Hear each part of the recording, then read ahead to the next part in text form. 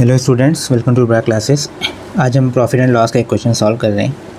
इसमें क्या कह रहा है कि एक शॉपकीपर है, उसने अपने आर्टिकल का सेलिंग प्राइस 9/5 इंक्रीज़ कर दिया है। क्यों? क्योंकि उसको लॉस हो रहा था सर्टेन परसेंटेज का, और जब उसने ये प्राइस बढ़ाया 9/5 तो उसको उतना ही परसेंटेज का प्रॉफिट होने लगा।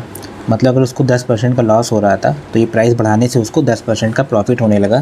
तो हमें बताना क्या है, लॉस परसेंटेज बताना है आर्टिकल पे क्या हो रहा था। ठीक है, अब इस क्वेश्चन को करने के लिए हम कोई भी फार्मूला यूज़ नहीं करेंगे।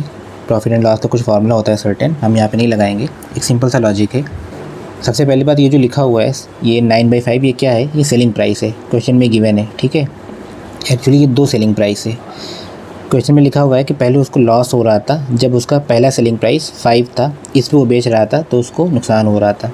तो उसने क्या किया, उसने दोबारा इसको 9 कर दिया बढ़ा के सेलिंग प्राइस को। ठीक है, ये दोनों ही सेलिंग प्राइस है और अब उसको प्रॉफिट हो रहा है। कितना प्रॉफिट हो रहा है? सेम, जितना लॉस हो रहा था उतना ही परसेंटेज प्रॉफिट होने लगा।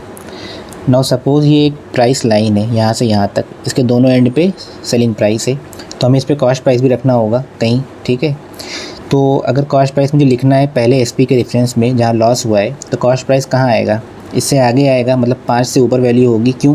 क्योंकि कॉस्ट प्राइस से कम पे कोई चीज़ बिकती है तो लॉस होता है, और पहले एसपी पे लॉस हुआ है मतलब कॉस्ट प्राइस 5 से ऊपर होगी, 6, 7, 8 कुछ भी हो सकता है। ठीक, लेकिन अगर कॉस्ट प्राइस मुझे इस 9 के डिफरेंस में लिखना हो दूसरे सेलिंग प्राइस से, तो कॉस्ट प्राइस इसके पीछे आएगी। क्यों? क्योंकि प्रॉफिट कब होता है? जब कॉस्ट प्राइस से ऊपर कोई चीज़ बिकती है। ठीक है, तो ये जो 9 है इस पर प्रॉफिट हो रहा है, मतलब कॉस्ट प्राइस यहाँ पे इसके पीछे आएगा, तो 8, 7, 6 कुछ भी हो सकता है।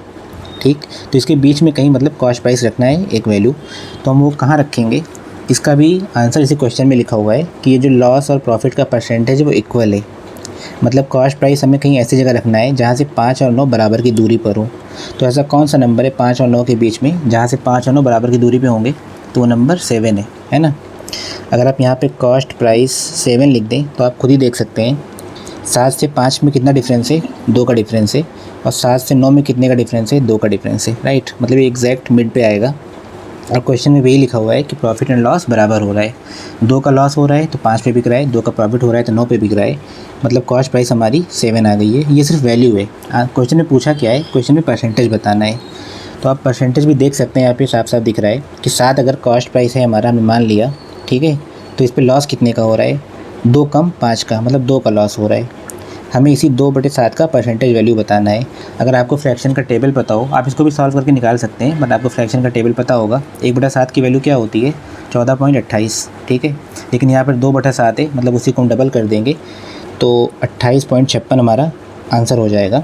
आपने देखा हमने कैसे बिना किसी फार्मूला यूज़ किए सिंपल लॉजिक से ये क्वेश्चन सॉल्व किया। आई होप आपको समझ में आ गया हो। फिर भी आपको कोई डाउट हो तो आप कमेंट करके पूछ सकते हैं। See you in some other video, till then take care.